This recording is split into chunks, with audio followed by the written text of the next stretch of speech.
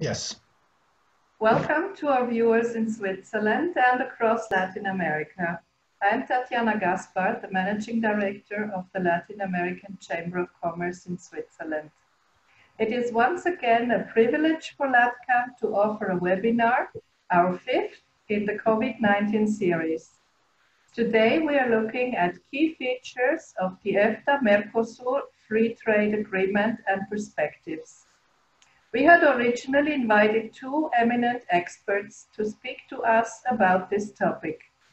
However, word reached us a few hours ago that Professor Mario Torres-Jarin unfortunately had to cancel his participation in our webinar due to a scheduling conflict.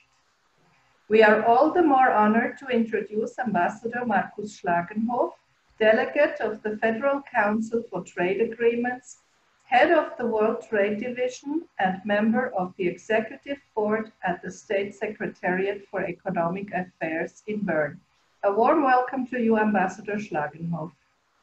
Before the formal part of the webinar, we will listen to the welcoming remarks of Her Excellency Liliane Lebron de Wenger, Ambassador of Paraguay to Switzerland. Until last month, Paraguay assumed the presidency of Mercosur. Thank you very much, Mrs. Ambassador, for agreeing to address our audience, and so nice to see you again. Our moderator is himself an expert on trade and integration policy. He is also the honorary ambassador of our chamber, and our regular viewers know his face well by now. We can always rely on him to prepare our webinars with great wisdom and diligence. Wonderful to have you with us again, Dr. Philippe Nell. As usual, this webinar will be recorded.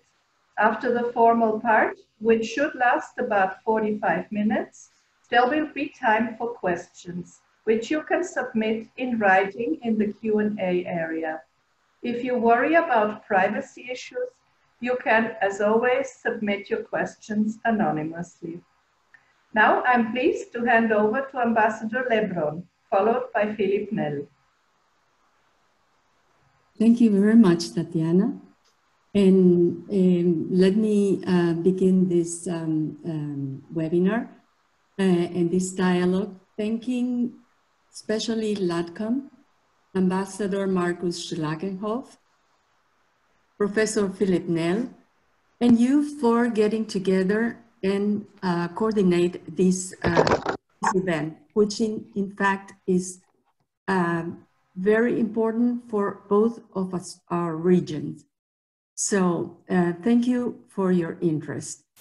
Let me say that the Mercosur FTA agreement enhances and benefits Paraguay and the members of Mercosur and all the FTA countries.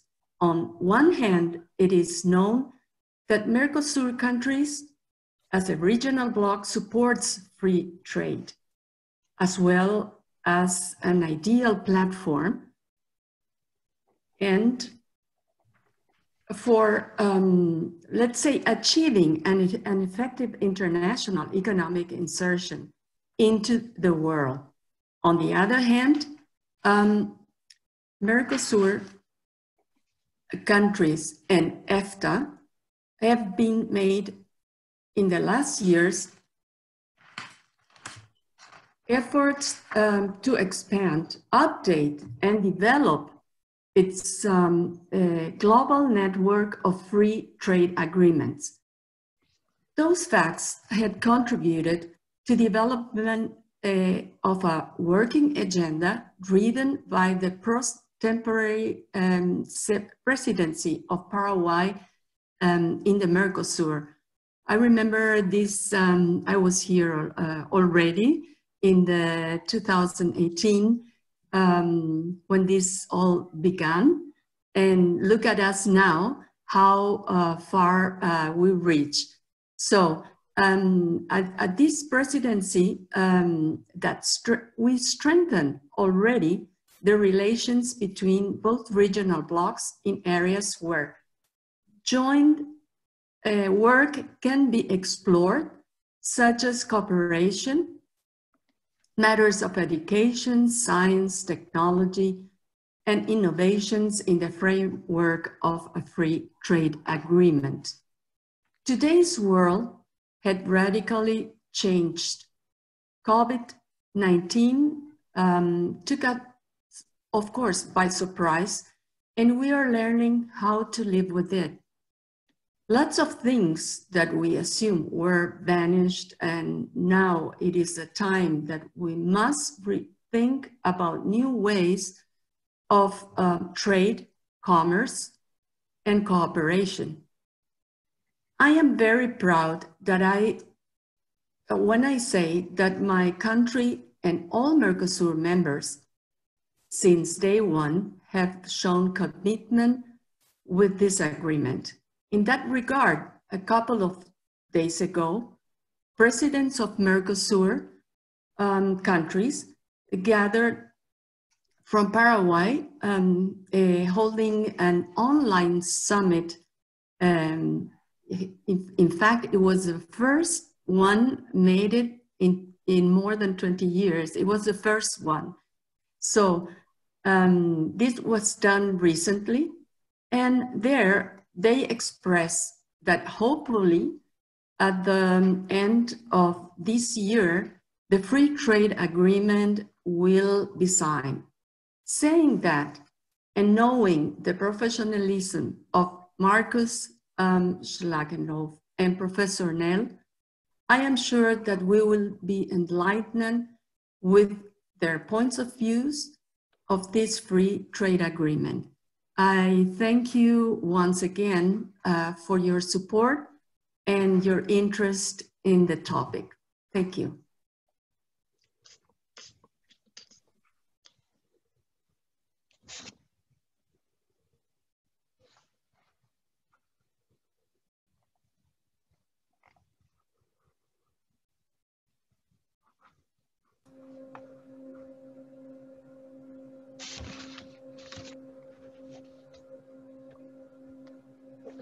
Okay, I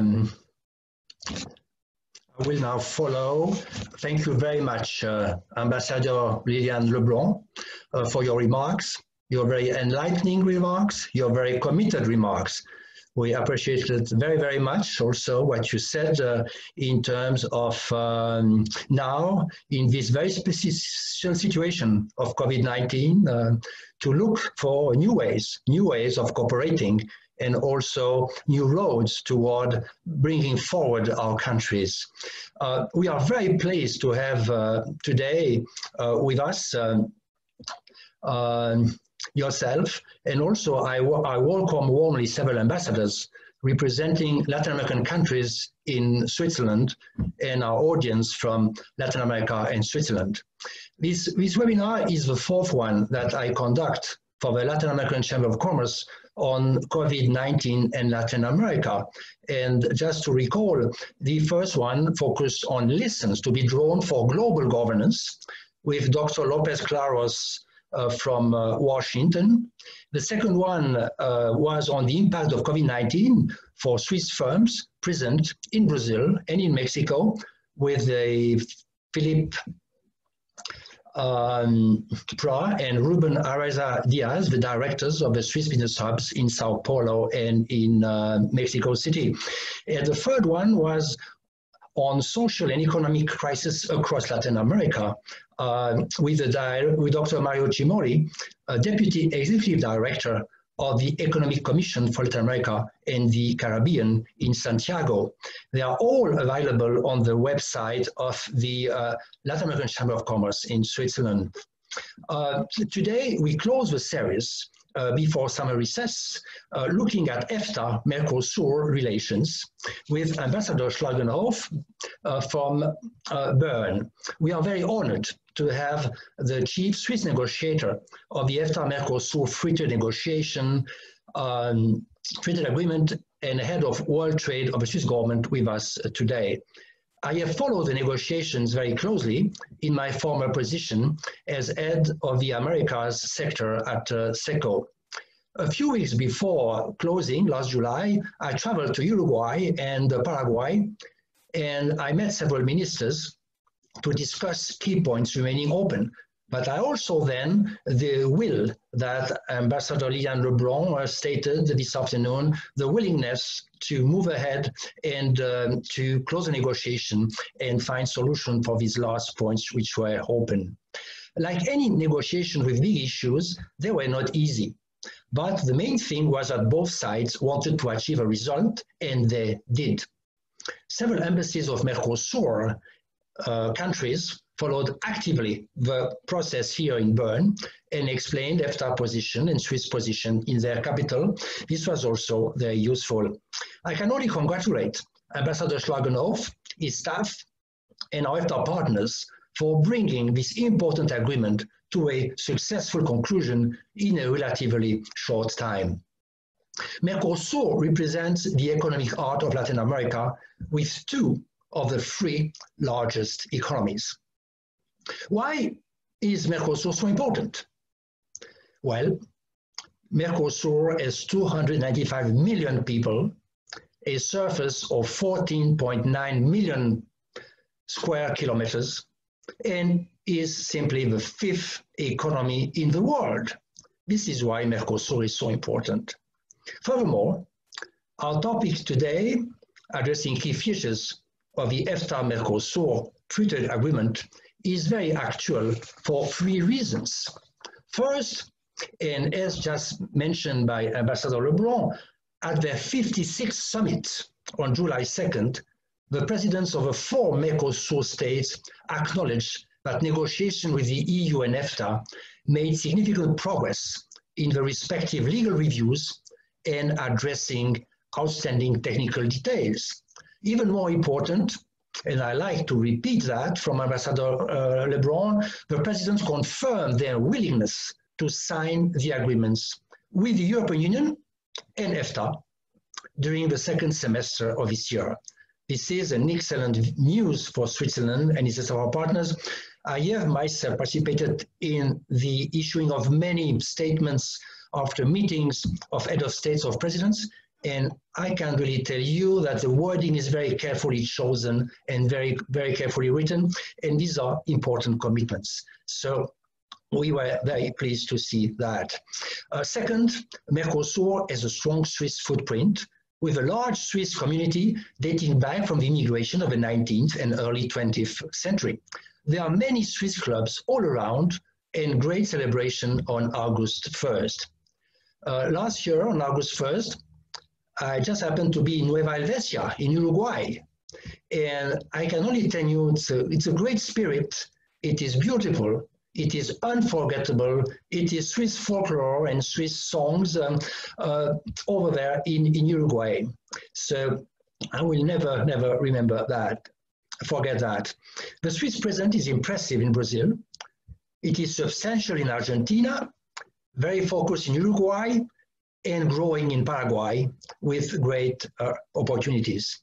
Mercosur is also the largest trading partner for Switzerland in Latin America.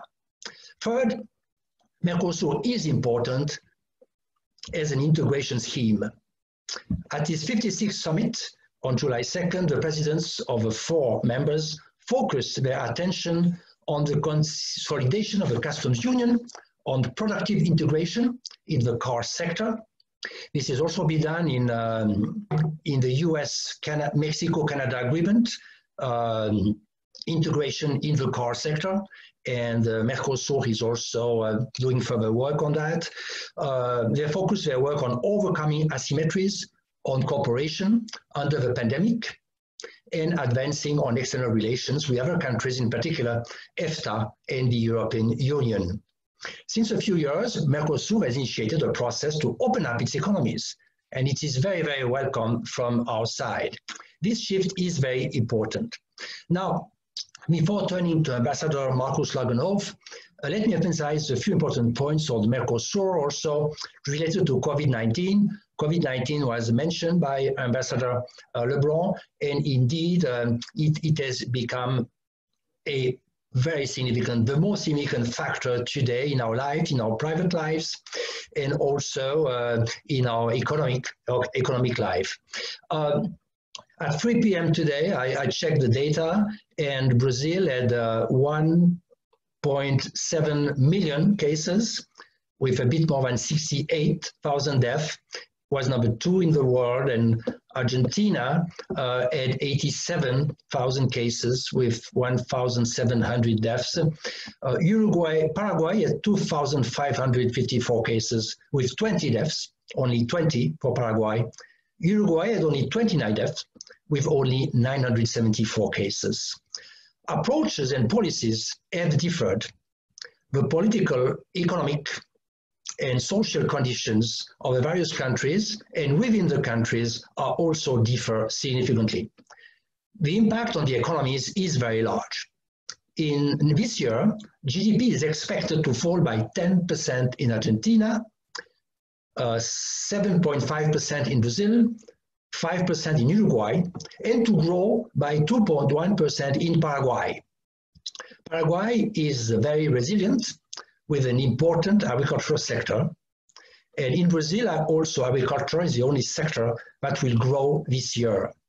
In 2021, next year, a recovery is expected across Mercosur with growth rates from 2.6% in Brazil to 6.6% in Argentina. The health issue will be critical next year. The extent to which the pandemic is controlled will largely determine growth next year. This is why with COVID-19, it's an important issue. COVID-19 has been an important issue at the 56th Mercosur Summit. First, as regard to health, since the arrival of COVID-19 in the region, exchange of information has taken place on the situation of the epidemic in the countries and health measures to combat the pandemic.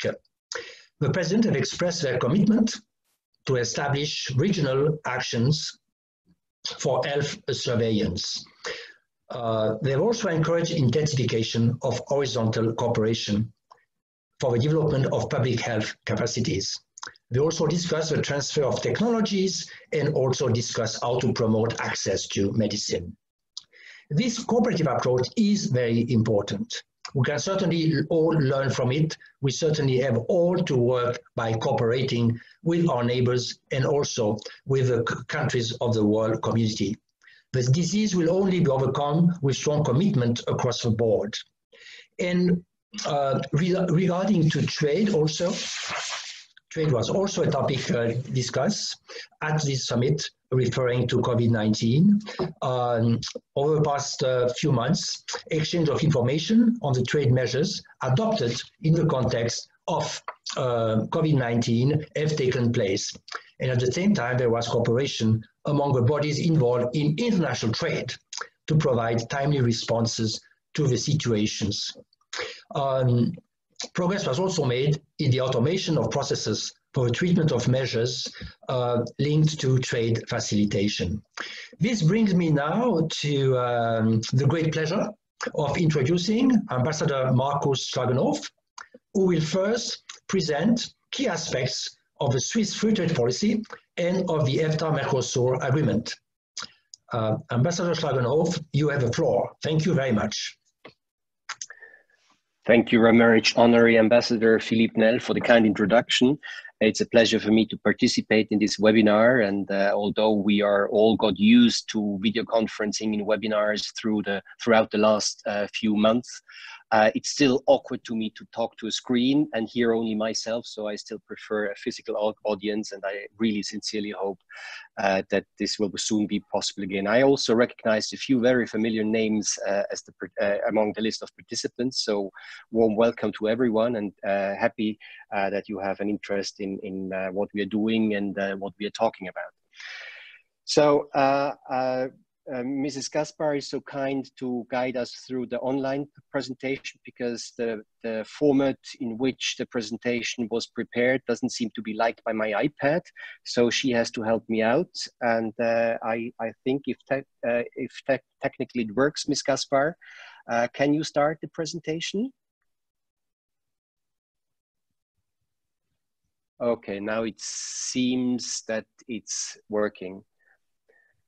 So as Philippe Nell said, I will first make a general introduction on our free trade policy, what our objectives are, and then specifically come to Mercosur. Next slide. Switzerland is a prosperous country, and it's not for granted that it's a prosperous country. It's thanks to a large international integration, and especially an early international integration starting in the late 19th century, deepened in the beginning of the 20th centuries, and constantly further deepened. So its economic structure is characterized by a pronounced outward orientation, and in particular the absence of any industrial policies apart from agriculture, where we have, which is well known, a very strong policy. Today, about 1/4 of the growth in Switzerland is due to trade and the ability to trade across borders. Continuous improvements of market access conditions is a core objective of the Swiss foreign economic policy. And therefore, free trade agreements are an important instrument, are still an important instrument, and will remain a very important instrument. And the reasons why I'm convinced this is true, I will explain later on. But also our competitors, they are very active. The EU, our most important competitor on the world markets, because we are very deeply integrated in the European Union. So we directly compete with firms from the European Union on foreign markets, is very active in the area of free trade agreements. And we have to catch up. Sometimes we are ahead of them, but sometimes we are running behind them. But this is very important, because if a producer of machineries in Switzerland wants to export and his neighboring competitor has an FTA with a partner, then he's at a competitive disadvantage. Next slide.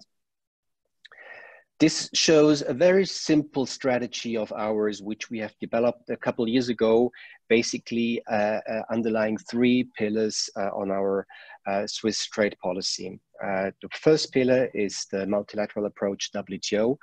This is the core of our interest and the fundament of everything we are doing. Although it's somehow the negotiating function of that pillar is considerably weakened, the fundament of WTO still is very strong. Virtually everything we do, we trade, there is some way or another WTO rules underlying. Then, of course, the bilateral agreements with the European Union. This is our most important trading partner. Half of our exports go to the European Union. So we have all the interest to have a very strong institutional link with the European Union. And this is something we will have to work on post-COVID, as you are familiar with Swiss politics and integration into the European Union. And last but not least, free trade agreements with non-EU partners. It goes without saying that multilateral trade liberalization is the most important aspect. But FTAs can be a complement to multilateral trade liberalization, and in theory, it leads also to further facilitating multilateral agreements later on. And this has been in particular true when it came to create the WTO. The fact that NAFTA was created, or they were able to agree on NAFTA, was a very huge driving factor to come to grips for the WTO. And it's also an important element to level the playing field in case our exporters are at a competitive disadvantage. Next slide, please. This shows you the map of FTAs we have concluded so far. Most of our FTAs we negotiate within the European Free Trade Association together with Iceland, Norway, and Liechtenstein. It sounds very small, but as a bloc, we are the 8th largest trading nation worldwide. So it's not to neglect. And also the big advantage of doing it within EFTA, we have a secretariat which gives us tremendous good support during our negotiations and in maintaining and upkeeping those agreements. Some of the agreements, important ones, we have also concluded bilaterally, namely the one with Japan and China, were basically the first Western European country concluded in a FTA with China. Today, the network comprises 30 FTAs with 40 partners.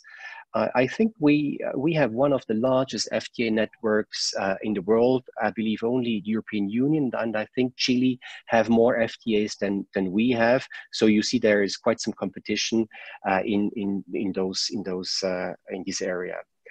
Currently under negotiations are important agreements with India, Malaysia, and Vietnam, and of course Mercosur, because negotiations are only concluded when the legal scrubbing is done. Because sometimes in legal scrubbing you detect one or the other issue where you might have to renegotiate.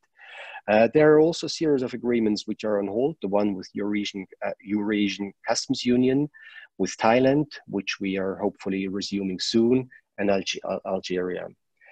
And of course, having an FTA is the one thing, but to keep them alive and to update them is very important, because when our major competitors do other agreements or better agreements, you have an erosion of preferences, as has been the case, for example, when the EU is concluding or updating agreements with important partners such as Mexico, Canada, and Japan.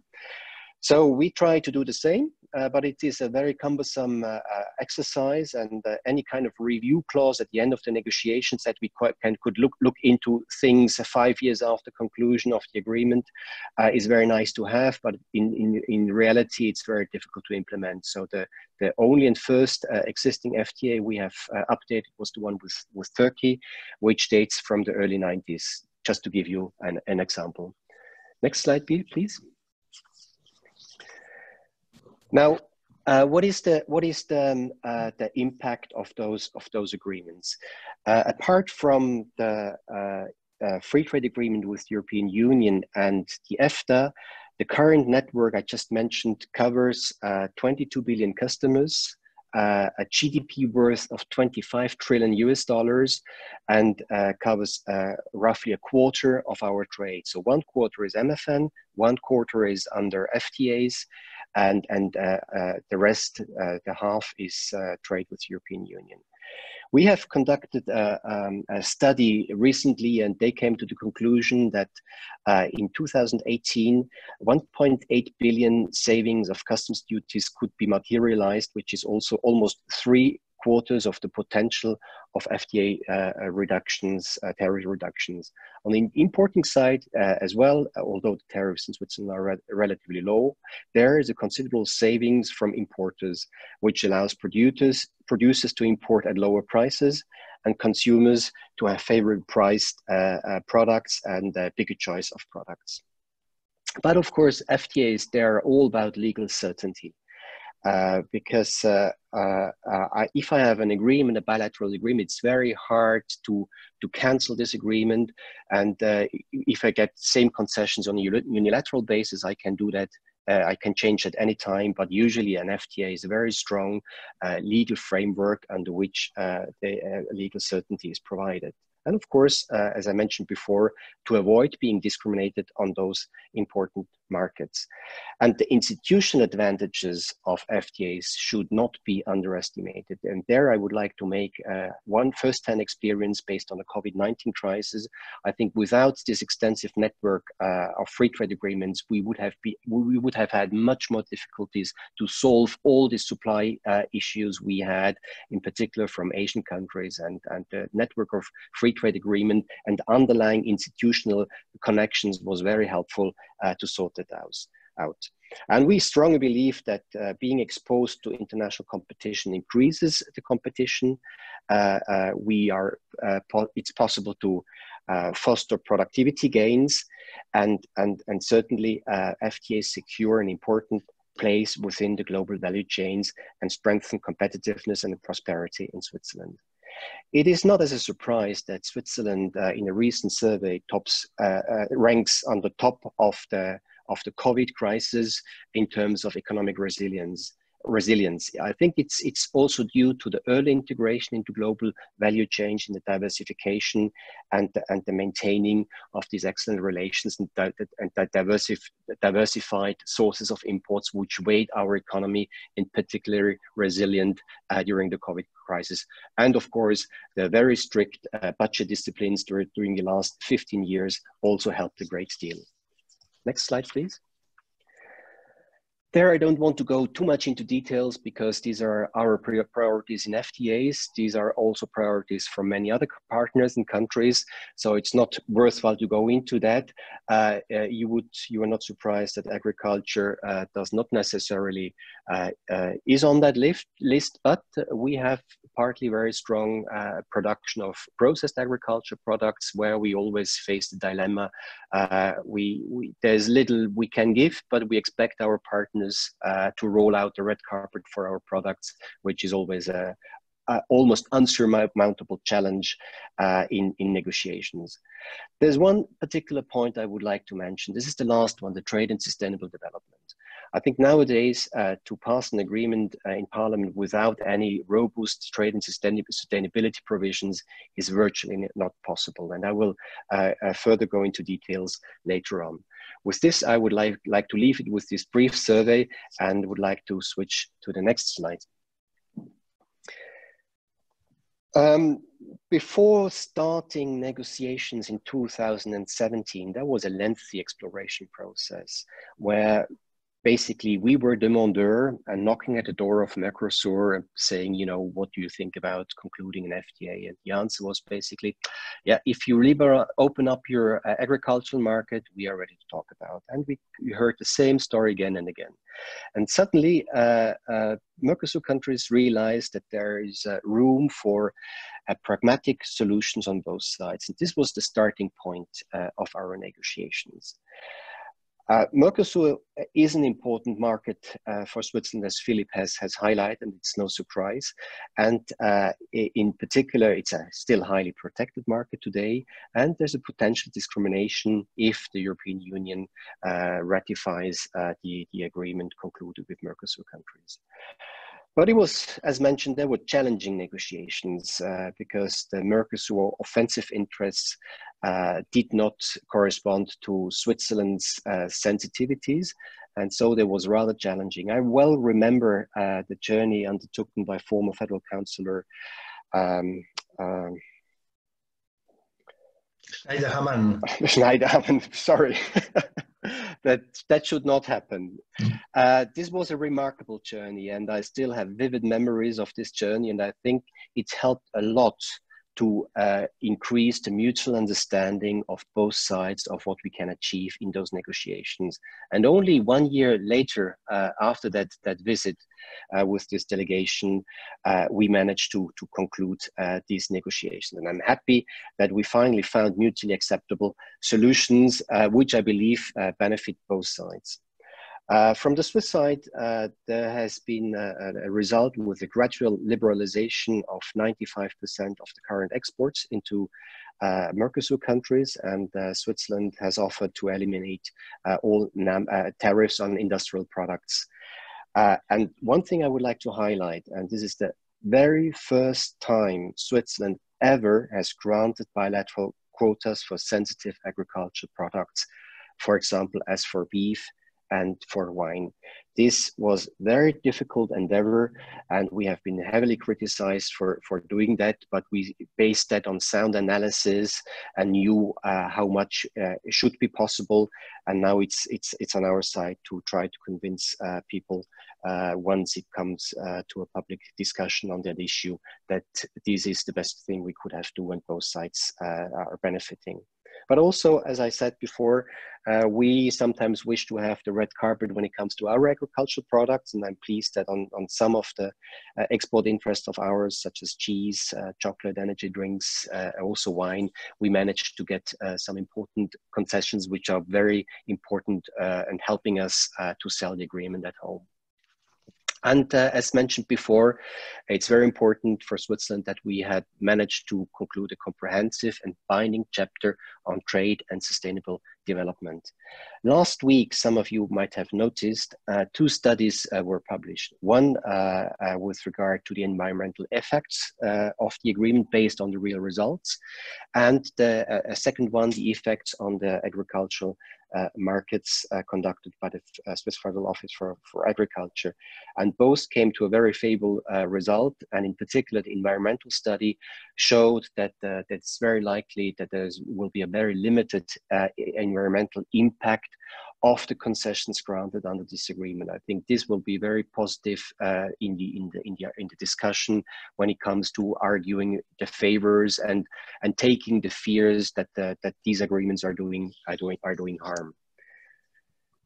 Now this brings me to a difficult discussion we have in Switzerland, which is on the next slide. As all of you might have noticed, the climate for FTAs have changed worldwide in general, and also in Switzerland. And it comes as a particular surprise to me because we very much depend on access to foreign markets. And the COVID crisis has shown how hurtful it is if our exports are cut off from access to foreign markets. And I believe it's a good momentum and good time to explain the benefits of trade and to explain the consequences if open trade no longer happens. But despite that, we have these discussions. We are ready to face this discussion, and I'm sure we can convince people of what we are doing is a good thing. In addition, last year's general election, there was a massive shift towards the Green Party. The Green Party is very skeptical towards what we are doing, even more skeptical than the Social Democrats. Social Democrats, they have the trade unions in their constituency, and trade unions, they depend on jobs, and they realize where the money comes from and how to earn money and how to secure jobs, and FTAs are a very important part. But the Greens, they have a fundamental different view of that.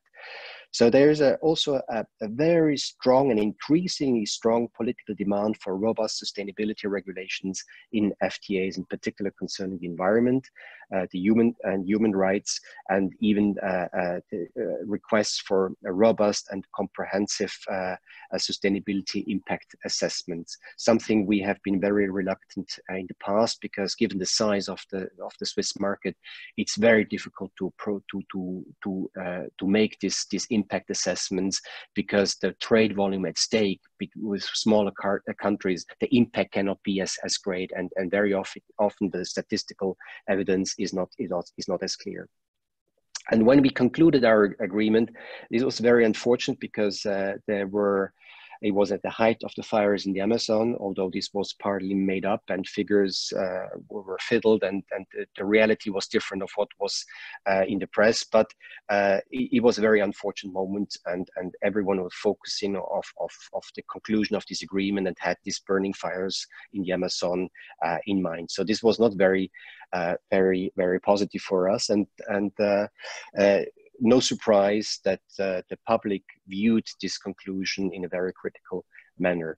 So it will be crucial for us to explain the many benefits the FTAs will have to the public in terms of securing jobs, in securing access to markets, and particularly in the area of sustainability. And FTA and the FTA with Mercosur will be a platform to take all these discussions, and it's much better to have such a platform to have such discussions instead of having nothing and not having an institutional framework to conduct all these discussions. As some of you might have realized, we have concluded another important agreement, 2018, with Indonesia, and this summer a referendum was launched against this agreement. That means it's the first time ever after the free trade agreement with the European Union that an FTA will come to a public vote. We have no experience in that, but I see it also as an opportunity to have these public discussions and to show the benefits, in particular in the current COVID-19 crisis, to show that access to foreign markets is essential for our competitiveness, for our wealth, to secure jobs and run a profitable economy. When it comes to Mercosur, based on the criticism, it's not clear in which direction the public debate will go, but I assume it will be very critical. And it's unfortunately not excluded that some parties will consider ceasing the referendum as well against the agreement with Mercosur, which I would think is very unfortunate. But if we were to win the vote on Indonesia, I think we have a very strong case, and I'm positive that we're going to win the vote on the Indonesia agreement, because it's an excellent agreement where we, for first time ever, introduced very strong sustainability criteria for palm oil, and it would be very much surprised if we could not convince people. And it would set a very positive precedent in case an agreement with Mercosur would come to a vote as well. So what are the next steps for the EFTA-Mercosur agreement? Next slide, please. It's the negotiations were concluded last August, and since then we started the legal review of the text. This is sometimes, or can be sometimes, a very lengthy and burdensome process. And there, unfortunately, there were considerable delays in addition to the very technicality of the process, which is largely due to the change in government in Argentina. So it takes always some time to set up the new administration and keep them up and running. And once they were up and running early this year, there was COVID-19, which brought those discussions to a standstill or to a halt. It was planned to go to Buenos Aires in March to make substantive progress on the legal review. This was not possible, and so in between, for as long as traveling is not permitted or not possible, we try to continue make progress by video conferencing or by email. But it's not clear yet when this will be concluded. I'm very happy that the ministers from Mercosur are so confident that we'll manage to do that in the second half of this year, and I'm ready to engage in that to make it possible. But it's done when it's done, and the devil is very often in the detail. And then goes the normal national approval process, and the entry into force is then foreseen between those member states of Mercosur and EFTA who have ratified the agreement. So if, for example, Uruguay and Switzerland ratifies the agreement, then it enters into force for those two countries, and so on. So this ends my presentation. I took the liberty to be a bit longer since our other colleague had to cancel his participation, so it gives me a bit more time. So I'm more than happy to answer any questions you might have, and I thank you very much for your attention. So I give the floor back to you, Philippe. Okay, thank you very much, Markus. I thank you very much for your very thorough presentation of the Swiss free trade policy, and also of the key elements of the free trade agreement between EFTA and Mercosur. I think you stated quite well and quite clearly that there's been changing over time. Talking about free trade, one could think about, you negotiate goods and you negotiate services. And then you may look at a few other things. You may look at also intellectual property. But now there's been a very important evolution in our societies, and we have come up, and you have come up in your task of negotiating a free trade agreement, also to look at how the goods are produced and how the services are produced. And in that, you go into very complex and delicate issues because you go into the national legislations of various countries. And these nationalizations are indebted in culture, in way of doing things, and they are not so easy to change and to evolve. However, by looking at it with a small group of countries, like EFTA-Mercosur or European Union, larger, and Mercosur, this enables also to square down the issues and to try to have an angle which is much narrower than when you look at it on a worldwide basis at the multilateral level, which we will discuss in the second part of your interventions. Now, this being said, you have covered all the key aspects of the EFTA-Mercosur agreement, but I think we could be interested also to hear about where do you see the major differences between this EFTA-Mercosur FTA and the classical FTAs concluded by EFTA countries, which Swiss industries are most likely to benefit from the EFTA-Mercosur free trade agreements. Thank you.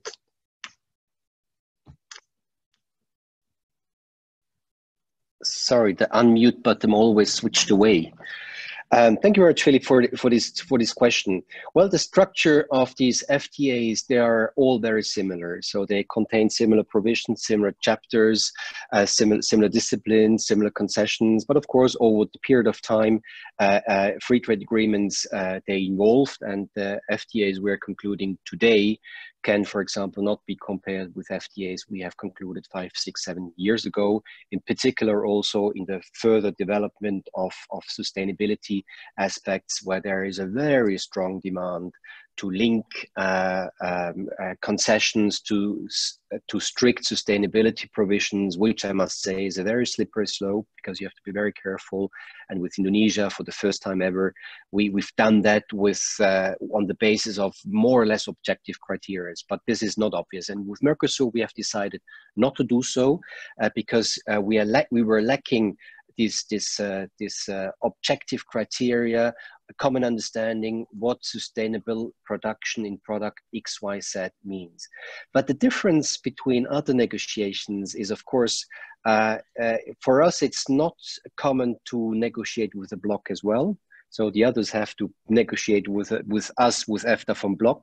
But on the other side, it's not common for us. So we have very few agreements where we have negotiated with bloc. So this is something particular. It changes the dynamics of the negotiations, but not necessarily the content. And even it was a bit more complicated because there were more partners. I'm particularly proud that we managed to conclude these negotiations virtually within 2 years. But I mentioned in my presentation one big difference to previous agreements, and this might raise appetite from others, is that the first time ever we have introduced bilateral quotas for sensitive agricultural products. There is no other agreement where we have, to that extent, exclusive bilateral quotas granted to our partners. So this is a novum. We have never done that before, and I think it's an important core value of this agreement. On your question, which sectors benefit from the agreement? I mean, you don't do an agreement for specific sectors. It basically reflects the trade patterns and existing trade patterns, and where trade does not happen yet because of high tariff barriers. And therefore, those with the highest barriers, they benefit the most. But basically, we do such kind of agreements for the whole of the economy, that all sectors can equally benefit from such agreements. Okay, thank you very much. And one more question, perhaps, we would be interested in particular also from the side of our Mercosur friends. The Mercosur countries benefit now from the general system of preference from Switzerland, that is an exemption of customs duties for most industrial products except textiles and footwear. And therefore, where do you see the benefits for Mercosur countries in this agreement in terms of free trade with EFTA countries? As indicated before, I think one of the big benefits is that they get an exclusive right to have a preferential market, preferential access to our market for selected, targeted concessions in the area of agriculture. Swiss people cannot eat more, so what we consume remains more or less the same, but the cake might be divided differently. So with a stake if the patterns are as such that it's attractive to import from Mercosur countries based on the concessions received, then there might be a shift at the cost of another partner. And what is highly attractive, I believe, Switzerland is a high price market. And I think Mercosur countries, they have excellent products, sustainable products, and they know there is a market where they can achieve high prices. Although the amount is limited and targeted, what they can export in the future under the FTA, but they will be able to export to a high price market. Now the GSP, this is of course always something we have to discuss in our agreements, But you have to remember, GSP, it's a unilateral instrument of ours, and it can change from one day to another. I give you one simple example. A couple of years ago, we came to the conclusion that sugar exports from Brazil, they should no longer benefit from the GSP because Brazil is a competitive sugar producer, and we took sugar out of the GSP. So they have no guarantee on what to get in future. So a unilateral instrument will be now replaced by a legally binding framework, which gives predictability. And at the end of the day, it's also in the interest of Mercosur countries to lower their protection, to integrate into global value chains, into markets, to open up their markets, to have cheaper imports for their production industry and for their consumers, and also to attract investments in their countries. Okay, thank you very much, Markus, for these very enlightening comments. Before turning to the next topic, let me just say to our audience that the study on the environmental impact of EFTA-Mercosur agreement for Switzerland on the environment is available in English, and it is available on the website of the Swiss government. It's about 135 pages. It is very detailed in terms of parameters linked to the environment, and I believe it's really worthwhile to look into it. And also the studies on agricultural market is also available. This being said, I would like to ask you now, as a second part, to tell us a few words on COVID-19 and on the impact on Swiss trade policy in terms of multilateralism, World Trade Organization in particular. Thank you very much. Just a question, Philippe. I see they're popping in a few questions. I'm not sure whether I can follow them all. Do you want me to respond to them now or to respond to them later? How do you foresee that? Well, if they cover the free trade agreement, you could just take them now. Okay, I try. So there's first question. Could you please elaborate a little bit more about the concessions agreed by Switzerland on the agriculture products and the impacts for the Swiss producers?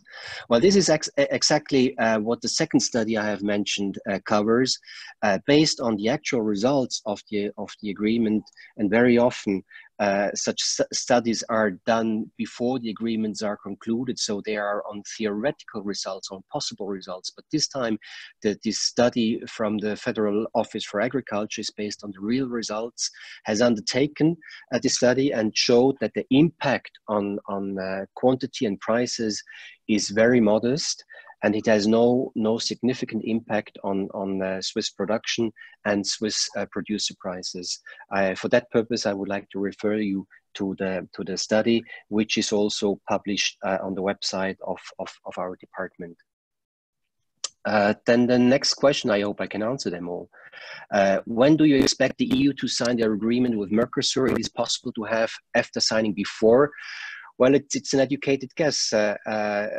The agreements are very similar, and the legal scrubbing issues both of us are facing, they're probably also very similar. So I cannot give you an answer whether EU will first conclude legal scrubbing or EFTA will conclude legal scrubbing first. Basically, for me, it's not a question of a race who will conclude first. In any case, our ratification process, provided there is no referendum, will in any case be probably quicker than in the European Union. So I'm not so much worried who signs first. So I'm not in a rush, and I would like to have these things done properly. Then a further question: from the view of a meat producer in Mercosur, it's probably does not change anything because there is more demand for a quota than there is quota. So it will be auctioned in Mercosur as like it is done in Switzerland. Do you agree? To be honest, I don't know how Mercosur intends to distribute the quota among themselves. That's their business. The quota is there, and we are ready to have it on a first comes first served basis. And to what extent Mercosur wants to divide the quota among themselves is something they have to make up their mind among themselves. Which brings me to the last question. So the revenue will only shift from Switzerland to Mercosur on a government level. Do you agree? This question I do not understand. You have to be more precise. Put the question more precisely so that I can answer that. But the question as such is not clear to me.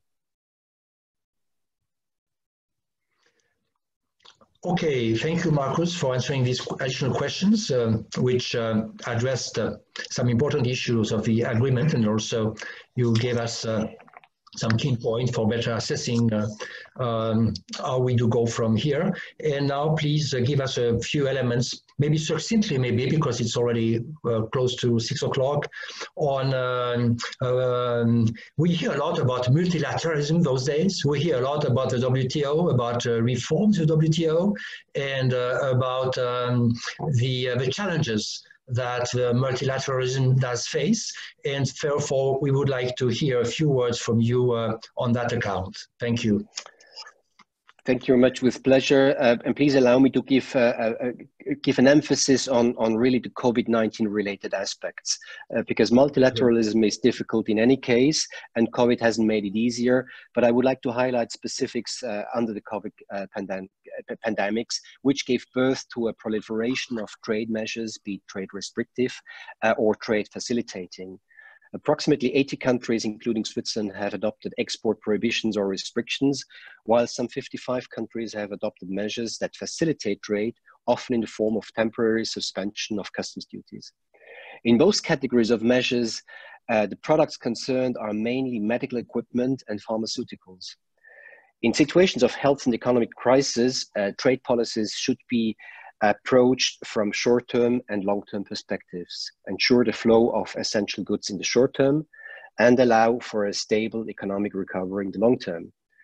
Let me first comment on the question on how to ensure the continued flow of essential goods across border. Trust in that situation is essential. And to build confidence, we need to be transparent. This includes for WTO members to notify their measures and contribute to the monitoring exercise, in particular, the one done continuously in the WTO, but also in other international fora like the OECD, and also the Global Trade Alert does a marvelous job in this direction.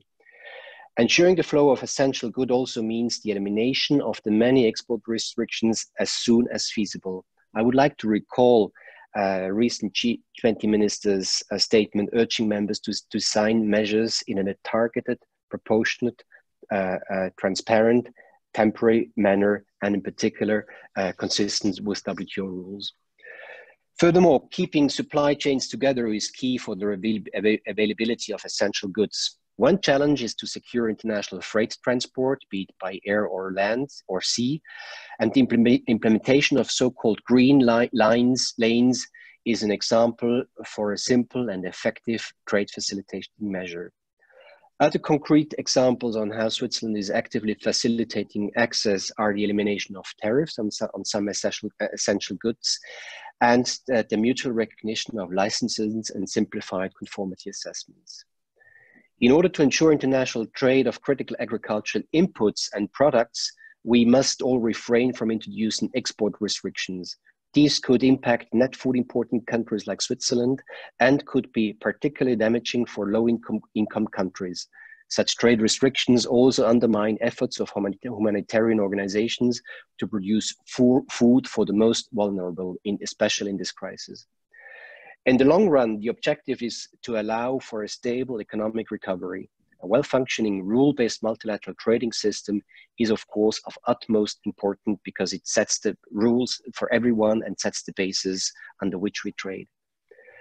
Switzerland is also of the view that diversified production will lead to resilient value chains, and the self-sufficiency will not necessarily lead to security of supply. And again, during the COVID crisis, we made the positive experience that not what some countries request to do, but what we have done in the past and will continue to do, diversify and integrate into global value chains, will provide resilience. And the fact that we have been ranking top on this survey proves that this path cannot be wrong. Furthermore, I would like to underline the importance of broad and coherent approach to recovery measures. All response measures, including the ones in the trade area, must be applied in a sustainable way and also respect environmental and social concerns. Last but not least, market shall remain open for overcoming the challenges ahead. Protectionism will by no means help us getting back to normality. The first and obvious lesson we can draw from this situation is that trade policy responses of countries to the pandemics were hasty and unfortunately badly coordinated. When facing a global crisis with global impact, needless to say that a global and coordinated trade policy response would be needed. But this is theory, as we all have experienced. In practice, it's not an easy task, especially because of domestic political pressures. And in the context of the WTO, as the only mechanism with the potential to produce truly multilateral solutions in the area of international trade, has an important role to play today. In view of the importance to ensure the international supply of medical goods and equipment, the WTO is about to be the cradle of an initiative to foster trade in a number of goods needed to contain pandemics. Although the scope of this initiative shall be discussed among interested members, the initiative might contain disciplines such as tariff, export restrictions, transparency and customs procedures, and so on and so forth, which will then be applied on an MFN basis, who could set the basis for further handling such crises much better. The forthcoming discussions at the WTO will show how serious the global community is in making international trade a powerful tool to help fighting pandemics and promoting sustainable economic recovery. Briefly coming to the WTO, I think we all know WTO is not in an easy situation. There are various deficiencies, and we know we have to work on it. We have to reform certain aspects, but the fundamental and the basics is still valid, and it's important to have them. My fear is that due to COVID, the world might be separated in two camps. The ones who use COVID-19 crisis as a reason to close their markets, to go down the protectionist line, and the other part could see this as an opportunity to strengthen multilateral system. It has always been the result of a crisis that the multilateralism has been strengthened, and I would like to recall that WTO basically was also born out of a crisis, the overcoming of the Cold War, which helped to facilitate the creation of the WTO, and therefore I'm rather positive on that note. But it will be a difficult task, and we are about to elect a new director general of the WTO, and it will be crucial and essential that person will have the ability to overcome all these differences and challenges. So I would like to end. I hope I was not too long, and give back the floor to you, Philippe. No, thank you very much, Markus. I think we are in a COVID-19 time, so it was very pertinent to focus on that and to show us what was the situation and what had been done. Indeed, we were taken by surprise all around the world, and you know, time goes by and we forget rapidly. But I was just reminded to myself that you know, in late March, early April in Switzerland, there was a debate on tests. Who are you going to test? Because there were not enough tests. So that the authorities were focusing on the people who mostly needed the test. Now, a few months later, we have enough tests. So there is an economic reaction, and there is a time of tension where some important means do lack, and therefore when one needs, as you said very well, when one needs a very good network of supplier. This was the same for masks and for gowns and for gloves to protect the medical people and also to protect civilians. So when this situation arises, indeed, one needs an excellent network. But also, there is a big discussion going on now, referring to a dependency that Europe has and like the United States has also on some critical goods linked to health, because the manufacturing is being transferred significantly to China for many reasons over the past few years, and therefore I think process is certainly going on that. And also medicine. You talked about the issue of the supply of medicinal goods. The supply of medicinal goods now is one of the elements, the access to medicine, which is considered as very important by countries. I recall that 2 days ago, the press informed that the European Union has concluded with Roche from Switzerland and Merck a contract in order to buy over the next months a very, very large quantity of specific medicines which could be used in order to deal with the COVID-19.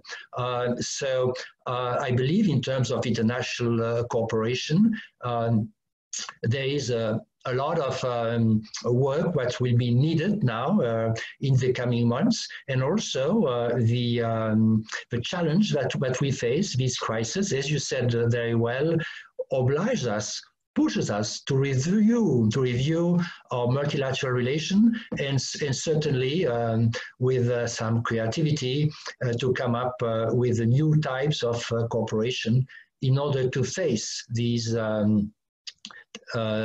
types of crisis as we do now with COVID-19. Now, I would like to ask Tatiana if there are some questions which came from the audience for this second part, because it's already 10 after 6. Not for this second part, Philippe. We have 2 questions. I believe they belong together regarding the signature of the Mercosur EFTA agreement. The signature is quite fast, but both parliaments have to ratify it. The last agreement, Brazil, Switzerland, took 5 years to be ratified by Brazil Parliament. Do you believe 2020 is feasible? Thank you very much for that question. I don't know which agreements Bruno Stiel is referring to. I have a guess which one. What the dynamics are in the Brazilian parliament, it's for me very difficult to judge. I don't know the processes. I can only speak on behalf of the Swiss procedures. I give you the example of the agreement with Indonesia. It was signed in December 2018. And the ratification process or the approval process finished in December 2019. So it was 1 year to approve the agreement, but now we have the referendum which will trigger a vote. So it would take much longer. So on our side, it's possible to get approval from an agreement within 1 year, 1.5 years. As I said, on the other side, it's difficult for me to judge the dynamics. I don't know the reason behind this specific agreement, which was not ratified during 5 years. And do you believe 2020 is feasible? I think if we are managed to meet once more physically to wrap up everything, because there are some of the questions I would prefer to discuss face-to-face, then it would be possible to conclude in 2020. But then the signature requires to bring 8 ministers together, which can be rather challenging as well. So my guess would be more early 2021 for the signature, and then the respective approval processes in Mercosur and the EFTA states. Okay, thank you very much, Markus, for these answers. I think we are now going to end this webinar, and I may just, if you allow me, draw 4 conclusions from that. The first one is that this webinar has shown there is a strong commitment on the side of Mercosur and also on the side of Switzerland in order to now finalize the agreement, to sign it and to move forward. There is no question on either side not to move ahead in terms of opening the markets. So this is a first conclusion. The second one is that there are significant Swiss economic interests in Mercosur, in particular in Brazil, Argentina, but also in Uruguay and in Paraguay. And also these countries will benefit from the agreement, from having legally secured 0 tariffs into Switzerland and also in increasing the attractiveness for Swiss investors based on the fact that there will be an integration scheme between both of us. My first conclusion is that it's going to be important to explain carefully in Switzerland two issues. It's not going to be about importing goods or services, but about environment and agriculture. And in explaining this, it will be also important to show the benefits of the agreement for the Swiss economy. And finally, the fourth point I would like to highlight is that the Latin American Chamber of Commerce in Switzerland, which represents Swiss companies doing business in Switzerland, and also who is working closely with Switzerland Global Enterprise, is supporting very strongly the EFTA-Mercosur agreement, and that therefore we will, with all our resources, also plead for the agreement and enter, when the debate comes, into the debate through the various means that will be offered to us. So we very much look forward to this because we believe in this. We think it is good for Mercosur, it is good for Switzerland, and as you said, we think that the issues which are on the table now well documented from some studies, these issues can be presented in a way that shows that the agreement will be beneficial and that we will be in a very good position to further work on these issues with Mercosur, and much better than without any agreement. So again, thank you very much, Markus, for taking so much time with us to look into the EFTA-Mercosur free trade agreement. We wish you all the very best for the next steps, in particular the finalization of the legal scrubbing, as we call it, and technical details to solve. And we hope very much that the agreement can be signed now within the next months. Thank you very much. And back to you, Tatiana. Yes, we reached the end of this webinar. Thank you very much also from myself, Ambassador Schlagenhof, for sharing facts and expectations with regard to the EFTA-Mercosur Free Trade Agreement. Thank you, Ambassador Lebron, for graciously accepting to address our audience. And of course, thank you, Philippe, for structuring this dialogue and making sure once again that our webinar elucidates all important aspects of the matter, including ramifications. Dear viewers from Switzerland and Latin America, thank you for joining us today and submitting your questions. If you missed part of the session or you would like someone else to view it, the recording will be posted on our website under past events by tomorrow.